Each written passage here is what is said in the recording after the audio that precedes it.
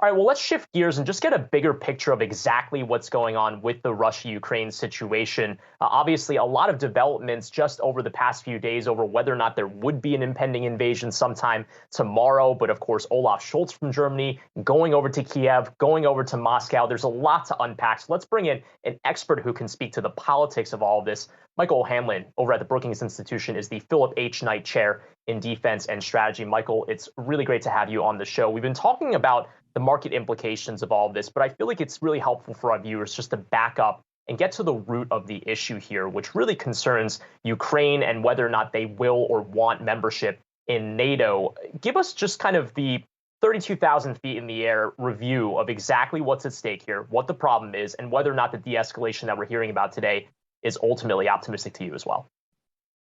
Well, thank you for having me on. And to start with the last point, don't take anything that's happening today as to the bank.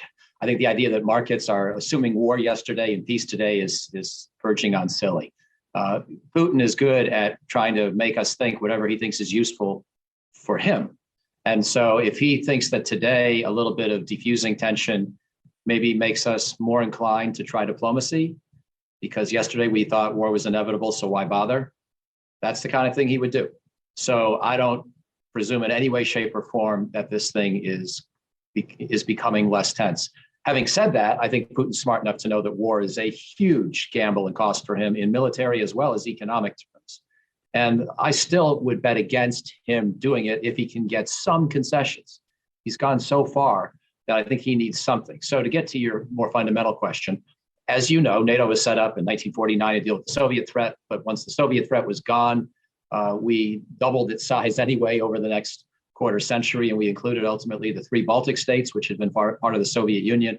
We also included countries like Poland and Romania that had been part of the Warsaw Pact.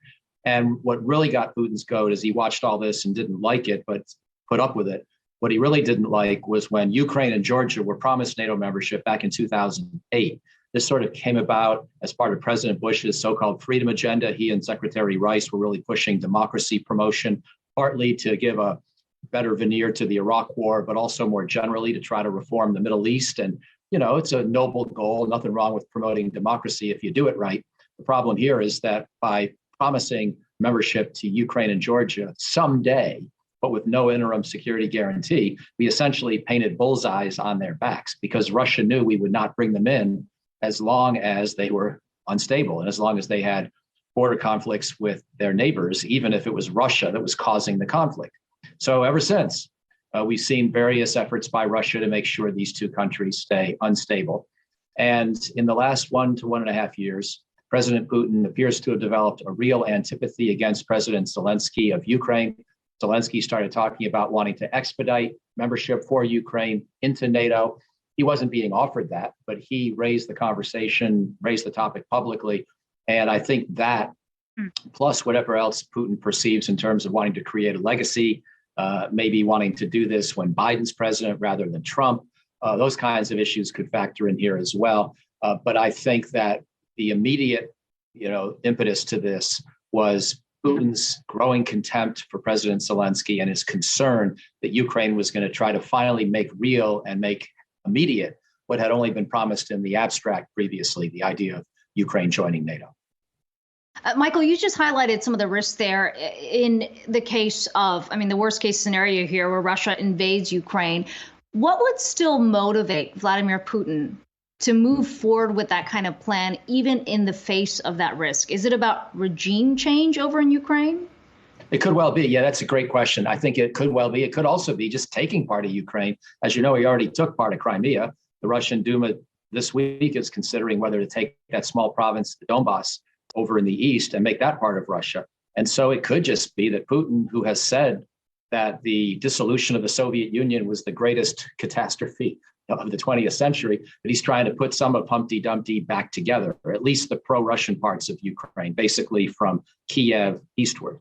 I'm not so sure they're pro-Russian anymore, but they historically have been closer to Russia than the Western parts. So that's possible. But I think your guess on regime change may be the closest to the mark if I had to try to figure it out. Because if Putin, what Putin wants is a permanent agreement that Ukraine will not join NATO, and that therefore it will be closer to Russia in general than it is to the West. I think that's his long game. And whatever he needs, if he could get a binding commitment from us never to offer Ukraine membership, that would be the best outcome for him. He actually wants to roll back some previous, membership additions as well, which is not on the table. But if he could make the idea of Ukrainian membership go away permanently, that would be ideal. Next best is to get a government in Ukraine that has no interest in pursuing that, as well as the historical lesson to any future government of Ukraine that if you try to go down this path, you may suffer the same fate as President Zelensky. So, yeah, I think that's a very plausible picture. I still think he prefers to see what he can get in this out of diplomacy and threats rather than the actual invasion. I think if he gets some kind of a diplomatic process that reduces the odds of Ukraine joining NATO, he's not going to be punished for this whole crisis in any meaningful way.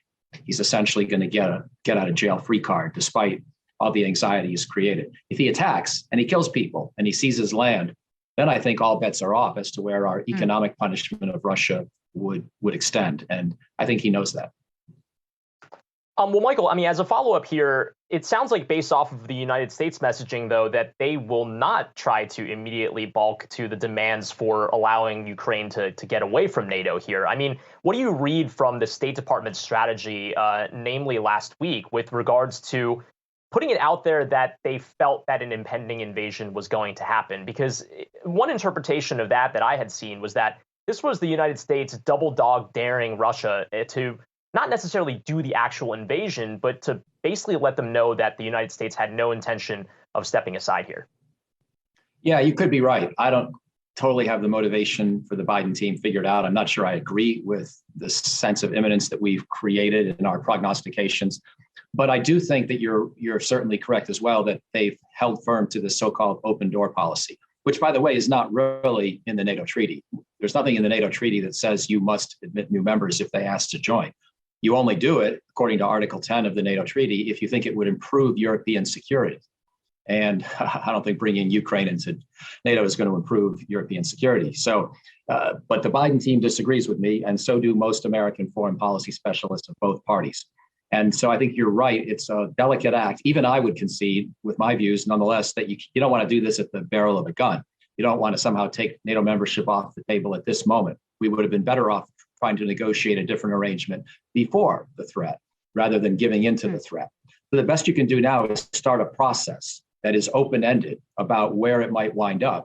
But Putin would know that if 30 NATO countries are involved in this process, and all 30 would have to bless a future invitation to Ukraine for it to be able to join NATO, that's a lot of countries that could prevent Ukraine from joining NATO if they believe that Russia's made a good faith effort to create an alternative successful security structure. So this is, it gets hypothetical and it's provisional, but I think it's the best Putin can hope for. There may be ways that certain member states in NATO today, President Macron or whomever, might sort of wink and nod that this could be possible, but only if we get to a certain place in the negotiation.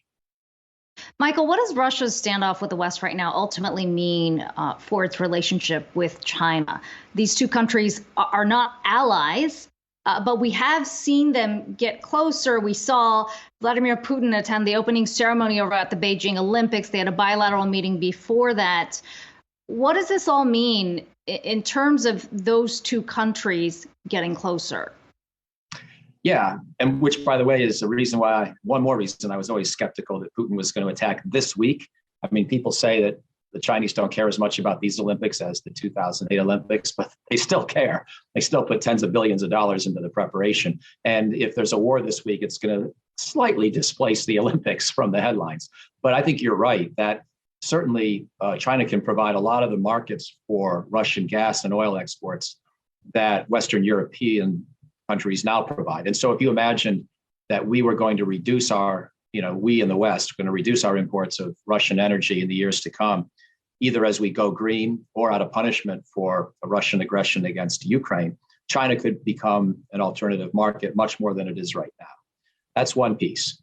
For China, however, it can't really get too far down this path of replacing, a billion wealthy Western consumers with 135 million not so wealthy Russians. So there's only so far this relationship can go at satisfying both countries economically.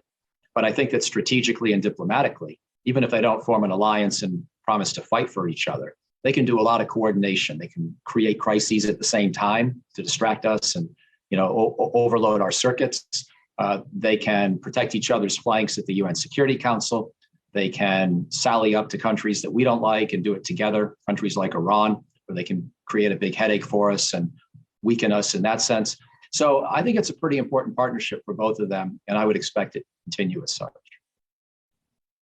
Michael O'Hanlon, it's great to have you on today to help us make sense of everything that's playing out in the region. He's with Brookings Institution, Philip H. Knight Chair in Defense and Strategy.